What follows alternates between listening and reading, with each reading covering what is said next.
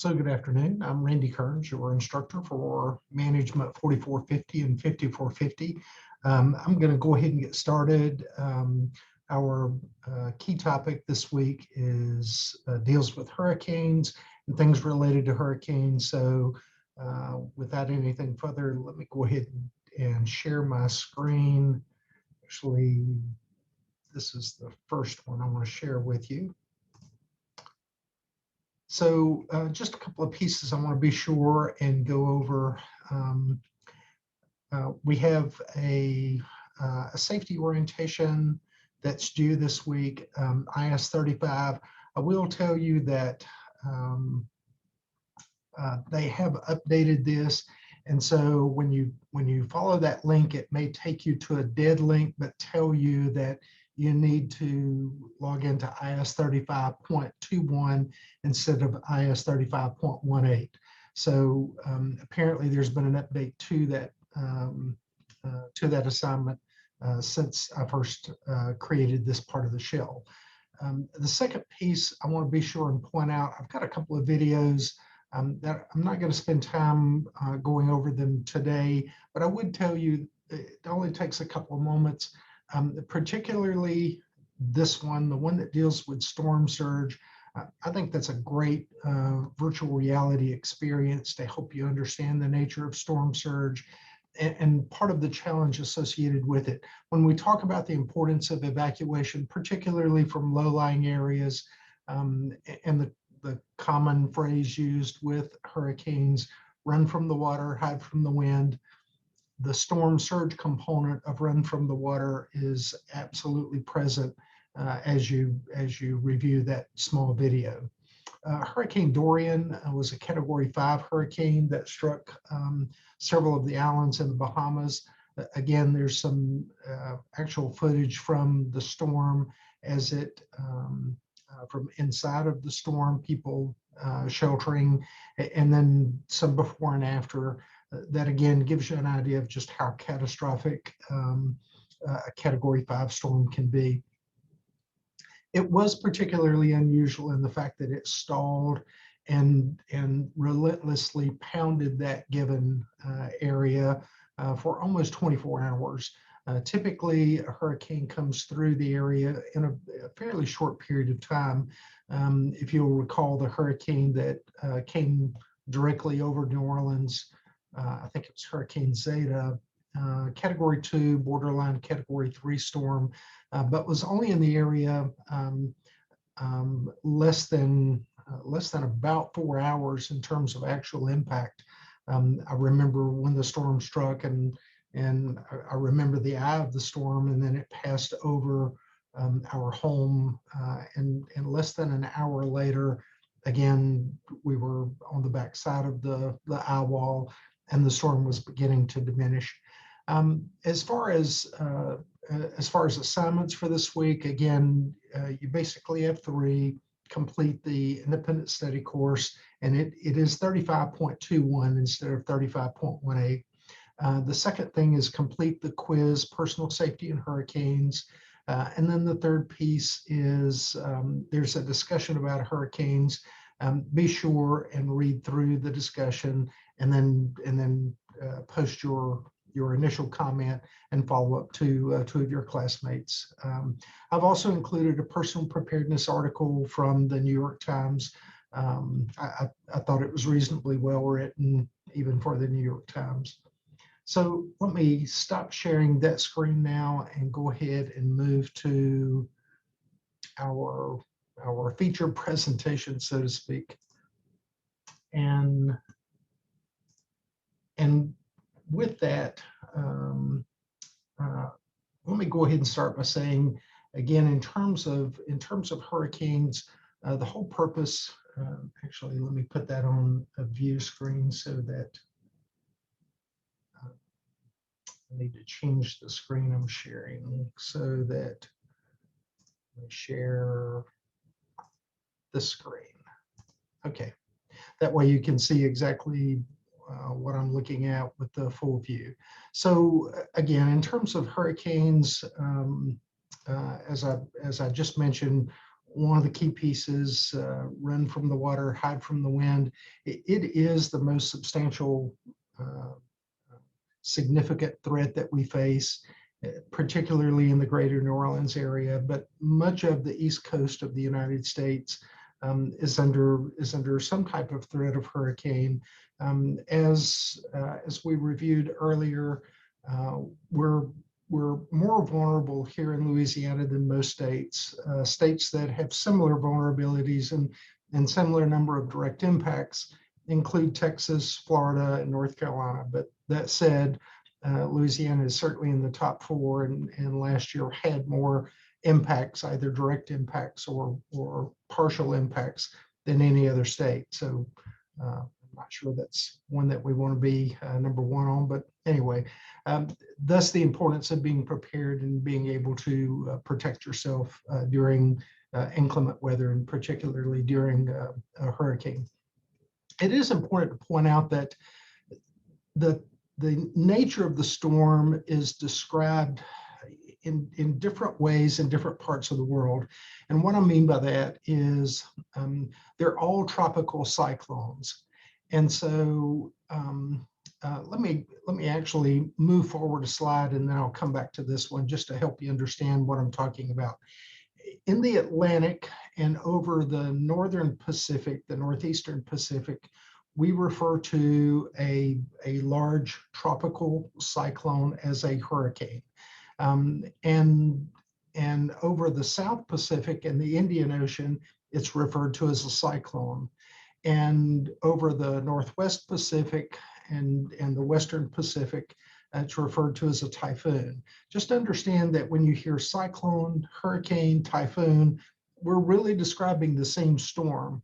Now, there is some science behind rotation, and the rotation is different south of the equator than north of the equator, but the reality is it's fed by warm water. It's a cyclone in nature and tropical in nature. So it is a tropical cyclone. We just, again, on the East Coast and the West Coast of the United States, or the Northeast Pacific, we refer to them as hurricanes.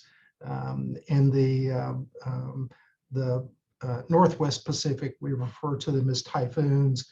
If it's impacting China, South Korea, Japan, the Philippines, we're far more likely to refer to it as a typhoon. Once it gets further into the South Pacific, and specifically into the Indian Ocean, and coming ashore in Bangladesh and India, it's more likely to be referred to as a cyclone. So let me go back a slide now so that I can talk a little bit about the different categories in terms of a depression, less than 38 mile an hour, sustained winds, tropical storm, 39 to 73 mile an hour sustained winds. Hurricane is 74 mile an hour or greater. And then a major hurricane is 111 mile an hour or greater. And that's really a category 3 or above. And to put that in perspective, again, Hurricane Zeta, when it came over New Orleans last, I think it was late October, early November, that was sustained winds were measured at 110 mile an hour. I don't know that some of the people who had damage really quibbled about whether it was a category 3 or a category 2. If you're impacted by the storm, you're impacted by the storm. All we're really talking about is what the potential threat is. The main thing that we saw, though, particularly in the 2020 hurricane season, and we've seen over the last couple of years, but really specifically in the 2020 season, was just how substantial the storm grew in size, even as it got close to shore. In most cases, storms were forecasted to come ashore in a much smaller scale with less damaging winds, and yet as the storm traveled over warm water, fed the storm, and it grew exponentially in size and strength and intensity. We tend to believe with again, warming of the ocean, and specifically as shallow as the Gulf is. The Gulf is much more shallow than out further into the Atlantic, and particularly the East Coast Atlantic. It's more likely that that warm water will feed and intensify storms in our future. So again, just reminds us how we need to think through how we prepare for these things in the future. So we talked about that, a warning, a watch, an advisory, and an outlook. These things are pretty similar across whatever weather pattern we're talking about. If it's a warning, then the occurrence is imminent or likely. If it's a watch, it basically tells us that there's a significant risk, although there's still some uncertainty about it. An advisory is more likely to tell us that it could occur, but the conditions are favorable for it to occur. And then an outlook is to raise awareness and at least alert us to it. The one advantage we have with a hurricane is, and particularly living in the United States, sometimes it's all weather all the time, but it does give us that constant information and updating of what's going on. And there's a balance. Sometimes we feel like there's a little bit of fear mongering going on, or there's so much doom and gloom in the news, it's kind of tough to watch at times. All I would tell you is to balance it out with what you know to be true, and look at the facts and the information. If there's a mandatory evacuation, then there's a mandatory evacuation. As I've mentioned before, particularly if you live in New Orleans. New Orleans is by definition an island. Now, we don't exactly call it that, but on the south side of the city is the Mississippi River. And on the north side of the city is Lake Pontchartrain. The Bonnet-Carré Spillway connects the Mississippi River to Lake Pontchartrain. And really everything south of there feeds into the Atlantic Ocean. So the only way to get to New Orleans is by crossing a bridge and crossing a body of water. And why that's important is because if you need to evacuate, that also means you're going to have to cross a bridge to be able to get out of town. And those are particularly challenging situations to deal with. So again, if there's an order of evacuation, go ahead and pre-plan where's someplace you can go. Some people move to hotels. Some people have family and friends that they can go to visit. I would just have a plan of if I had to get out, where would I go? And then certainly how would I take care of key things like how would I take care of my animals or my children, things of that nature. I'm old. All of my children have their own lives now, so I don't really think about them as much as I do our cats. But anyway, that is a point to be sure and think about those that you're responsible for in your household. And a watch and a warning as it relates to a tropical storm or a hurricane. With a watch, conditions are possible. It's within 48 hours. A warning, conditions are expected, and it typically is issued 36 hours in advance. We do use something called the Saffir-Simpson scale. I will tell you there's some discussion about changing this because it primarily deals with wind damage, and so what they're doing is they're measuring wind wall speed. And when you measure wind wall speed, it's looking for that maximum wind wall speed. It's not saying the entire, let's say it's a Category 4 storm with a maximum sustained wind of 135 mile an hour. That's not telling you the entire storm is putting out 135 mile an hour of winds. And in fact, there's obviously diminished intensity of winds the further you are away from the center of it. More than likely, the greatest intensity is in that northeast section of the circular wind field. And so, you certainly don't want to be on the northeast side of the eye wall, but there can be damage all the way around the eye wall, and that's why they talk about it that way.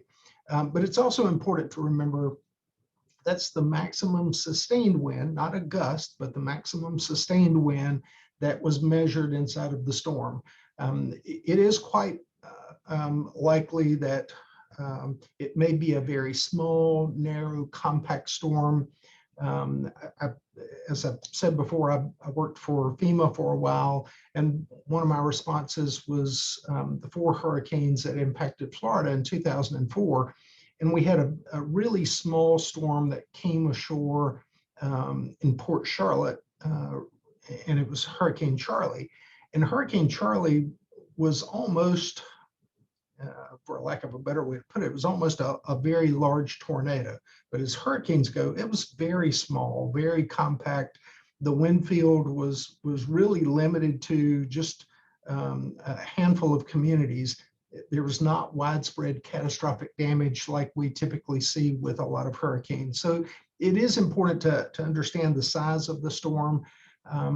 Part of the challenge we had with Hurricane Katrina, as an example, Hurricane Katrina actually dropped to a high intensity Category 3 storm right before it made impact. And now, while it was in the Gulf, it was a Category 5, and it was a monster storm. It was a very large storm, and that's why I say there has been a lot of discussion about, do we adjust the Saffir-Simpson scale to also consider how large the storm is? Because the biggest challenge with Hurricane Katrina was not just the winds. The winds were punishing, but it was the storm surge. The storm surge created really catastrophic damage, both in the New Orleans area, but certainly up and down the Mississippi coast, over into even Mobile Bay. And so, again, because of the size and the enormity of the storm, it does cause us to wonder. And there's nothing right now that gives us a clear understanding that we can identify what's a Category 5 storm, but how much storm surge and how far away do we expect to see the storm surge?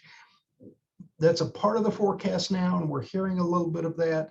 But again, not on the scale of it's a Category 5 storm, which really points to the wind damage. And so I think you'll see that change, actually.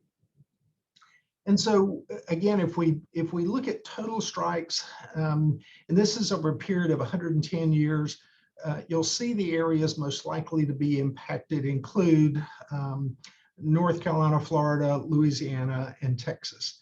And let's look at that a little bit closer. This is Texas and Louisiana. The darkest areas are the areas greatest impacted. Plaquemines Parish with 25 impacts, and Galveston with 21 are the only 2 parishes with more than 20, but Terrebonne and Lafourche at 19 apiece. So again, as you can tell, a lot of impact in the Gulf Coast area, and that's partly because of the types of how shallow the Gulf is compared to the depths of the Atlantic, and also how the intensity can amplify.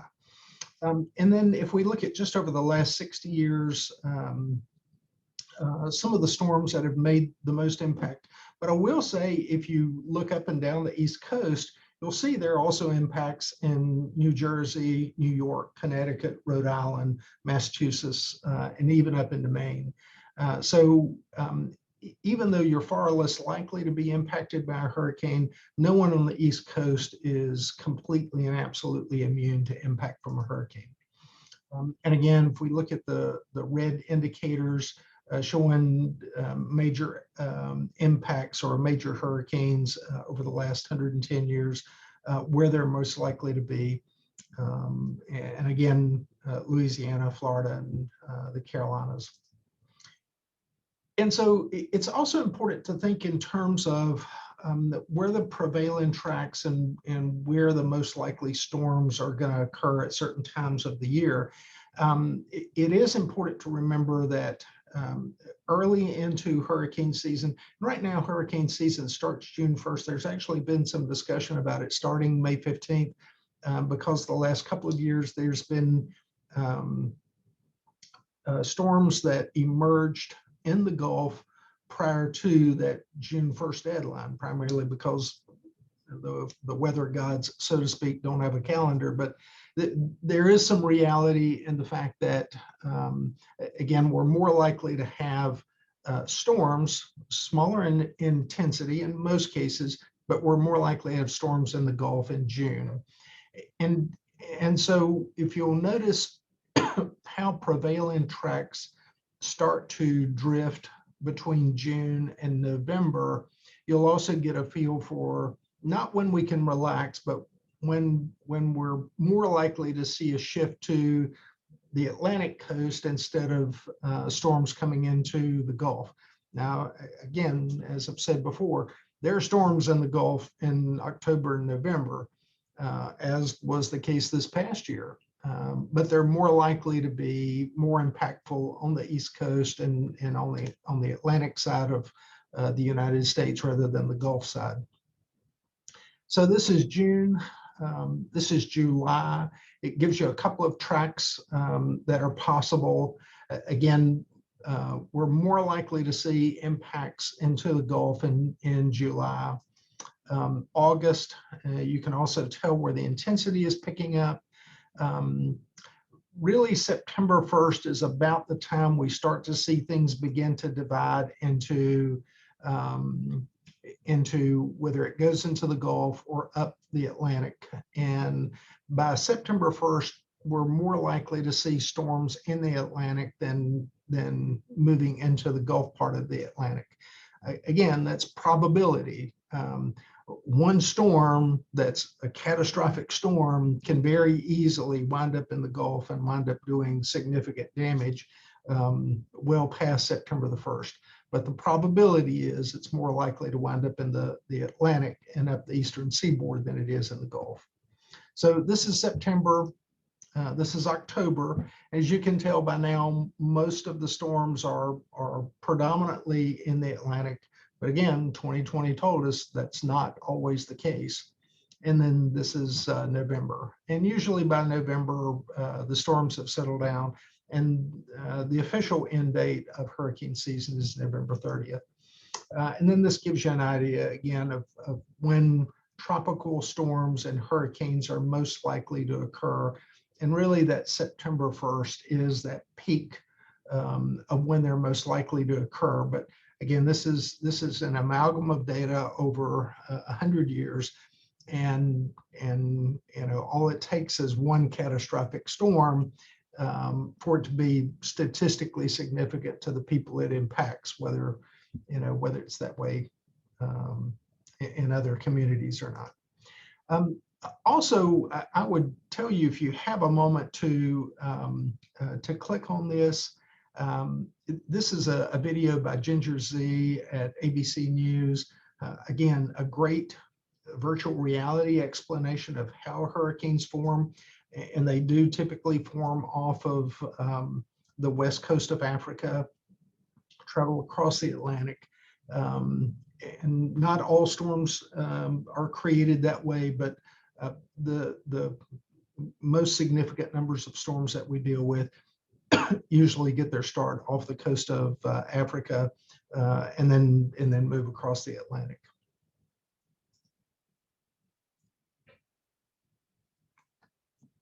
Wind rotation, I mentioned this earlier when I was talking about the slight differences between a cyclone and a hurricane, and all of them are tropical in nature.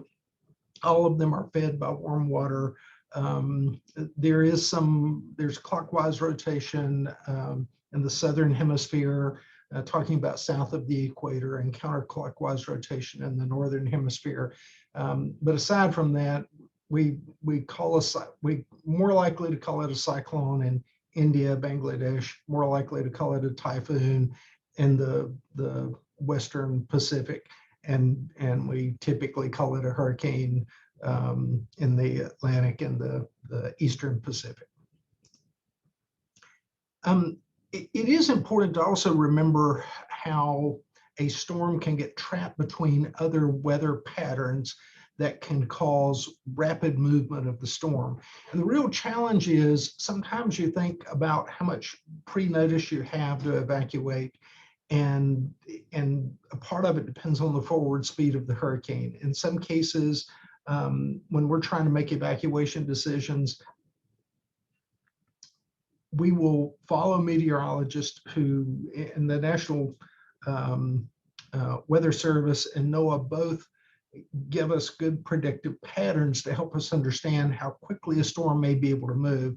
I'm going to use one particular example just simply because it impacted where I grew up. Hurricane Hazel was caught in a low pressure trough.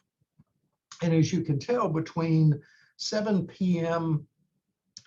And actually this date here is wrong, but between 7 p.m. on October 15th, 1954 to 7 p.m. on October 16th, 1954, it basically moved from just north of the Bahamas. These are the Bahamian Islands, and this is Florida. So this is Jacksonville. So parallel with Jacksonville, in 24 hours, in 12 hours, it moved to just off the coast of South Carolina, came ashore here at Little River, which is a community right at the border of South Carolina, North Carolina, across North Carolina quickly, crossed Virginia into Pennsylvania, and in 24 hours went from north of the Bahamas to Pennsylvania, and then died out here in Canada. And the reason I point that out is, let's look at the impact of that just a moment. So it killed more than 1,000 people in Haiti, but it killed 81 people in Toronto, Canada, $125 million in property damage. The storm was substantial, and as you can tell by the impact here, the storm was substantial in Toronto and that portion of Canada. And that gives you an idea of just how well a storm can stay together if it's impacted by other weather systems. And in this particular case, again, it's referred to as a low pressure trough, but it's the motion, this counterclockwise motion of a high pressure and the counterclockwise motion of this Bermuda high. It pushed the storm into this low pressure trough and moved it very quickly up the east coast of the United States and into Canada. And why I point that out is, if that type of weather pattern has developed, it will mean the hurricane has a very short duration that it's going to stay in a given area. That can certainly impact our decision to evacuate. It'll also limit how much damage we have, because the hurricane doesn't stay here and pound us for an extended period of time. So it's good in a way because it doesn't create a lot of damage to us. It's bad for people north of us, like Arkansas, Tennessee, into Kentucky. And in fact, if I'm not mistaken, Hurricane Zeta was still a tropical storm into Tennessee. Primarily because of a similar weather pattern that existed. The deadliest hurricane on record killed approximately 22,000 people in the Eastern Caribbean, occurred in 1780, estimated to have 200-mile-an-hour sustained winds, and caused a substantial economic depression throughout much of the Caribbean. Devastated a number of islands, killed many people on a number of the islands. So that's the deadliest hurricane on record. Let's look at the deadliest hurricanes in the United States. The Great Galveston Storm is believed to have killed between 8,000 and 12,000 people. It was substantial in nature, in the fact that we didn't do a good job at that time. The United States did not do a good job of understanding weather patterns, weather forecasting, and how much to understand storm surge, what that meant. Pretty much devastated Galveston and pretty much wiped out Galveston. There was substantial challenges in terms of just recovering the dead and burying the dead. Early on, they tried to take the dead corpses out to sea and dispose of bodies in that fashion. But because of the prevailing winds, the tide kept bringing bodies ashore. Again, as you can imagine, it was just a catastrophic storm if you kill between 8,000 and 12,000 Americans. Hurricane Maria is probably the second deadliest storm to at least affect Americans. Puerto Rico, although it's a commonwealth and not a standalone state, certainly they're Americans. And it is important for us to recognize the fact that the island was decimated by the storm. The number killed is estimated to have been approximately 5,000. You're talking about a commonwealth, basically a state that went almost a year without electricity in certain parts of the community. And so again, just reminding you how much devastation existed there, and for that matter, how much devastation continues to exist there. The Okeechobee hurricane is third on record, and it occurred. Lake Okeechobee is in South Florida. It's a part of the Everglades. A part of Lake Okeechobee flooded and created substantial flooding downstream, killed as many as 3,000 people. The real challenge today is a dam-like structure has been built around Okeechobee, but it's an earthen dam. And so I will tell you, in terms of threat assessment for the future and what South Florida looks like, if there was another hurricane today that impacted that area to the extent that it caused the dam to fail, we believe there would be the potential for thousands of deaths to occur again. To give you an idea of the time this occurred, in 1928, the University of Miami had just opened, and the University of Miami changed or acquired the nickname the Hurricanes as a part of this, as a part of their tribute to the impact of the storm and to the thousands of people who lost their lives. But it is important, if you look at a map of Florida, you'll see a large lake in the southern portion of the state in the Everglades. That is Lake Okeechobee. And then the next one is certainly Hurricane Katrina. The challenge with Katrina is two types of disaster.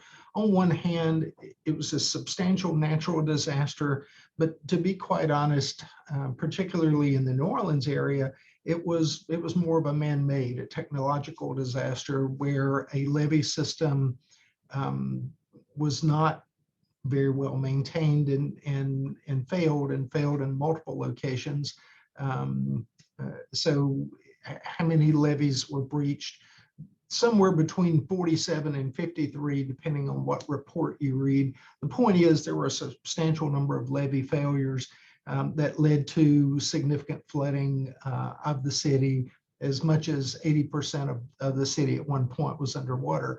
And so, it created this substantial challenge for everybody who was left in the city to try and get out because of the flooding. The number of people in the city who couldn't evacuate because they don't have personal transportation, and we didn't do a good job of evacuating them. I think we would do a much better job today, and I think the city is far better protected today in terms of the levee system. But it is a substantial reminder of how a man-made failure can lead to a catastrophic disaster, as occurred with Hurricane Katrina. One that you probably don't know as much about actually occurred just south of New Orleans. Chenery Caminada is an area that's actually close to Grand Isle.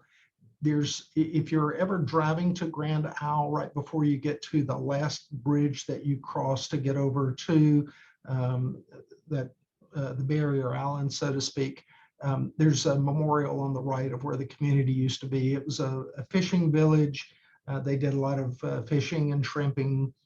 They provided a lot of the seafood that was consumed here in New Orleans. Most of the town was washed away. Those who survived were primarily children who were saved because of the efforts of their parents. But in many cases, many of the parents drowned, one or both. The community was decimated, and today there's a large mass grave that's marked there, but that's pretty much the extent of it. Most of the buildings that were in the town at that time were destroyed. And this also gives you an idea of where I'm talking about. This is actually where this is actually where the community was located. And I think somewhere right about here is where you'll find a marker paying tribute to those who died. Yeah, population before the storm, just under 1,500. 779 were killed. Of those who survived, primarily children. Only 4 of the 400 plus buildings remain standing after the storm. And again, it just gives you an idea of how substantial the storm can be.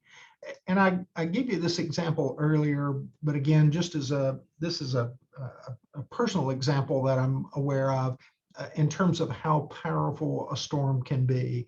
And this is Ocracoke Island in North Carolina. But the particular port was Port Ocracoke in 1840. That was the busiest port in North Carolina. And so all of the ships had to sail through Port Ocracoke. They paid their, there was a large marine hospital that was built on a neighboring island, Portsmouth Village. And Portsmouth Village had about 750 people who lived there and worked in the port, across the port at Port Ocracoke. But again, it was this, here's Port Ocracoke. There was this, and this long, narrow peninsula connected you down to Port Ocracoke. And then there was a small island, I'm sorry, there was a small island here, and that's Plymouth Island. And so this is Port Ocracoke, and as the storm pushed a lot of water into the Pamlico Sound, and then once it came ashore, it pushed water back out of the Pamlico Sound, and as it did, it created breaches in the island or in the peninsula, and those breaches were not closed back up, and so it created this series of islands and basically destroyed the port. So much so that it rewrote the history, or certainly the future, of a number of the port cities that were served through the Pamlico Sound. Let's kind of move on. I know I've already talked about that a little bit. I do have more images here, but again, it gives you an idea of just how quickly islands can be cut up by a hurricane. And then it does beg the question, do we rebuild that, or do we allow nature to take its course? You know, if you own a home out there, obviously you want it rebuilt, but at some point you have to recognize the forces of nature are going to be stronger than our ability to build back in certain circumstances anyway. And I have been through a couple of these storms, and I've been a responder on a couple of these storms. Again, they can be substantial and they can be catastrophic. When you're in the middle of a storm like this, the importance is to be sure that you're in some type of high ground and you're in a substantial structure that can withstand, that's been elevated in a way that allows the water to move under the structure, so that, again, you can survive it, to be a part of the rescue and you're not the person being rescued yourself. Let's see, what else do we? So as we get close to the end of this, there's a couple of things I do want to be sure and talk about, and that's rainfall and hurricanes. Again, in most cases, when we talk about the impact from a hurricane, we are concerned about storm surge more than we are rainfall. And a part of that is because even when there's substantial rainfall, our idea of substantial rainfall, again, the community that I lived in right before I moved here, we were impacted by storms in back-to-back years, Tropical Storm Matthew and Hurricane Florence, and neither of them had substantial wind speed and substantial wind damage, but both of them caused significant flooding. Dropped about 15 inches of rain in our particular part of the state. It's a lot like a lot of southern Louisiana. It's a low-lying area, and so it's very difficult to absorb that much water. And just to understand, if you look at the history of hurricanes, you'll see that flooding, when there is flooding, we're more likely to associate that with storm surge, where it does occur, but it's less likely that we see that with substantial rainfall. Now, I say that the last 5 years, again, just the two experiences that we had there, Hurricane Harvey was also another of those where it seemed like the storm, Hurricane Harvey was not a substantial storm. I mean, it was not a Category 3 or a Category 4 storm, at least at the time it came ashore. We saw it as a tropical storm. Actually, I've got it here. So it's a Category 4 storm before it comes ashore, but quickly downgrades to a Category 1 storm. But it goes ashore, and it, again, as you can tell, typically the larger band areas, that includes wind speed and also includes rain intensity, is in this northwest sector of the eye wall. So if the eye is here, I'm sorry, northeast sector. So if the eye is here, then this area is more likely to get hammered by wind and rain. But because it stalled and continued to drop substantial amounts of rain, but yet was close enough to the Gulf to be fed additional moisture and additional moisture for it to continue to drop rain, it actually dropped 60 inches of rain at particularly the worst area. That's unheard of, completely unheard of. We had, there was a storm, I was a part of a response to Hurricane Floyd in 1999. We had 20 inches of rain and substantial flooding. And I remember we wrote about that being a storm of a lifetime. And now it appears that these, at least one or more of these rainmaker type hurricanes appear to be occurring about once a year. It's an interesting and certainly a frightening development, because that's not what we've typically come to think of with hurricanes. Again, when we talk about run from the water and hide from the wind, the run from the water part is typically associated with storm surge, and hide from the wind is typically the wind in the wind wall. Thinking about substantial rainfall and then how do we absorb that rainfall, just thinking about New Orleans here, if we have 4 inches of rain in 6 hours or 8 hours, you can imagine what type of flooding we have. So what happens if we're hit by 20 inches or 30 inches? Again, just being mindful of what we're going to have to overcome if we're impacted by something like that. And then again, how do we deal with that, and what are the consequences of how we deal with something like that? Anyway, this also gives you an idea of different points of rainfall. So if we look back here, here's Corpus Christi. So again, the track of the eye was here, but it does remind you that all points to the west, and particularly to the southwest of the eye wall, are less likely to be impacted in a substantial way as those areas, particularly on the northeast side of the eye wall. So as it stalled here, this was what the northeast side of the eye wall received. And then as it drifted out here, this was the northeast side of the eye wall. And again, it does give you an idea of how that wraparound effect occurs and how much damage can occur from that in terms of rainfall. But a truly interesting development in how hurricanes are impacting us today that we didn't see as much of 20 years ago and 30 years ago, and certainly history has taught us over the last 100 years, we've just not seen this much rainfall in the past. It's an unusual development. Maybe it's anomalous and we won't see it again, but if we do see it again, we've seen it several times now recently, and it is a frightening development. So let's kind of wrap up with just a couple of things here. If you're directly impacted, how do you deal with that? You know, and a part of that is if you're a part of the response, you may be dealing with hosting evacuees. How we host evacuees. I can tell you this past year has been one of the most challenging logistical hurricane seasons ever, just simply because, you know, not only do we have to think about evacuees, we have to think about how we keep them segregated, how we keep them separated so that we're not exposing more people to COVID.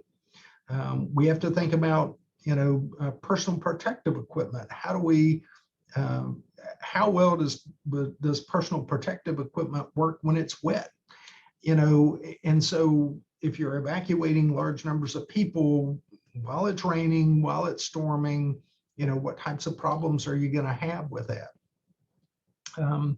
You know, how do you respond to assist? Are you a part of a response organization, or other support can you do? You know, we all have a place and we all can play a role in how we support our community in a disaster. There's plenty of volunteer opportunities. Get Ready NOLA is one of them. That's certainly a volunteer opportunity. There are volunteer opportunities usually associated with most religious organizations. But whether you want to be a part of a community organization or a religious organization, or you just want to be able to protect yourself, a part of this is to be sure that you're prepared and your loved ones are prepared, and you've got a plan, you've got something that you can do to be able to protect yourself personally and protect your friends and family. Again, what type of evacuation decisions do you make? If we're living in New Orleans, we have a different concern, and that's because of, again, the island effect. We have to cross a bridge to be able to get to larger land masses. And so just understand those bridges will become bottlenecks later in the evacuation point. So if you feel like you're going to need to evacuate, the earlier you go, the better off you're going to be. Most people already know to top off with gas if there's a forecast of a storm potentially coming this way. You know, is your structure elevated? Is the building that you live in elevated? Do you have some type of survival supplies? What type of food and water do you have? Do you have communications, and what type of backup plan do you have? And then personal safety. Can you protect yourself, and can you take care of those who stay with you if you choose not to evacuate? And then if you have a business, you know, managing your business, and do you have a business continuity plan?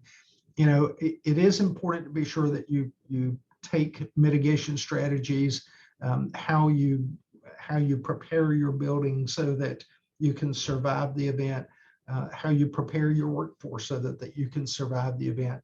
You know, from a business continuity standpoint, after a hurricane, getting that business back up and running is certainly important for you. It's important for the community, and it's important for the employees that work for you.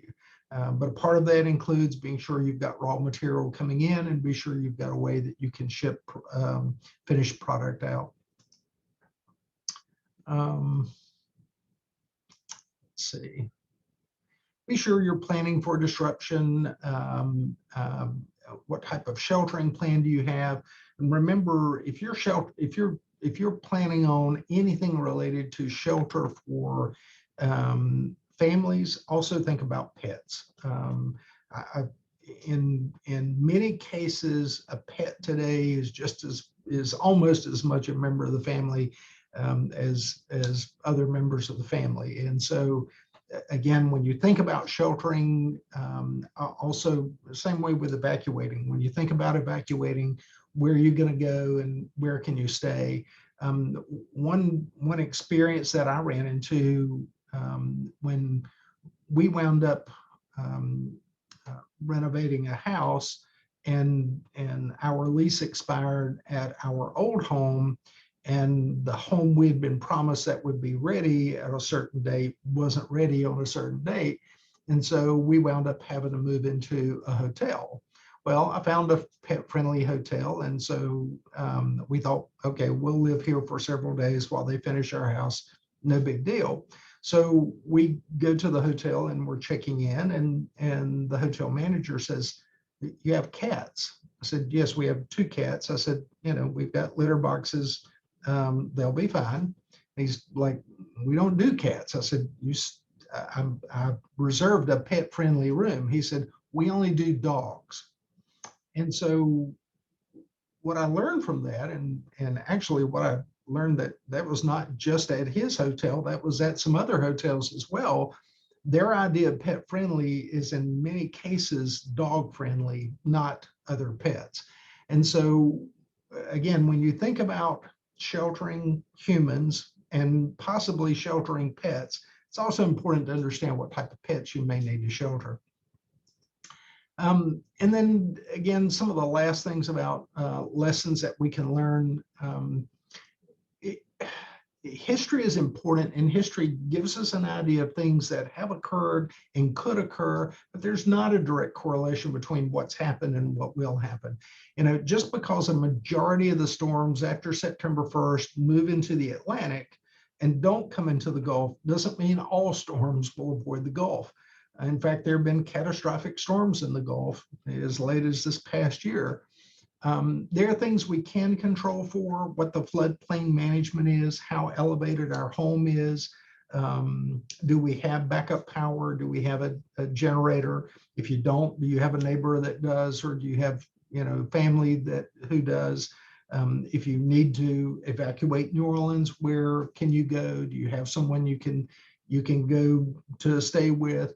We can't control for geography, and topography, talking about the highs and lows and different levels, and things that we need to be mindful of, as I've shown, is the speed of the storm and what's the influence of other meteorological events. And it's not that you need to understand what a low pressure trough means. It is important for you to understand that there are times that storm may move through very quickly, and at other times it may move through very slowly, depending on how the hurricane is influenced by other weather features. And the whole point to teaching you that is just to understand that piece. Hurricanes can be influenced by other weather features. However much you retain about low pressure troughs or not is not a big deal. And then last but not least, again, hurricanes are the greatest natural disaster threat to particularly the southeastern U.S. A substantial portion of the U.S. Has to be concerned about hurricanes and has to have, because of migration, how we have moved into some of these areas. We also have to think about mitigation. History does tell us a lot about different impacts in the greater Louisiana area, and there are things we can do to minimize our vulnerability and reduce our risk.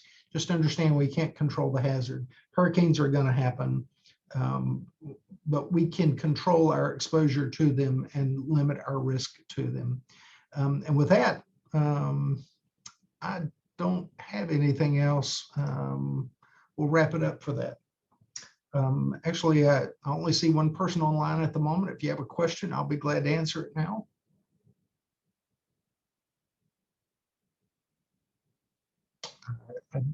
So let me go ahead and stop sharing, and let me go ahead and do this. So I don't have anything else for today. I'm sorry, Clyde, do you have anything that you wanted to say? Oh, no, I'm sorry. I just unmuted myself for a second. Okay.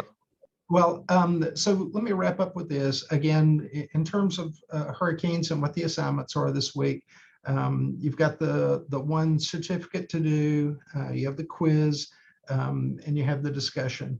But I would tell you to pay particular attention. They're short videos, but the video that's embedded in the presentation that Ginger Z does that talks about the formation of a hurricane. I think that's particularly useful to know. And then the other one is the one that I've linked in the Moodle site that gives you a visual reality, I'm sorry, a virtual reality experience of what storm surge is about. I think that's really informative and helps you understand a little bit more about the nature of the storm and the risk associated with hurricanes.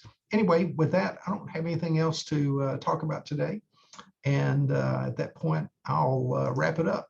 So until next week on Zoom at 4 o'clock, I will see you then, and I hope you have a good week.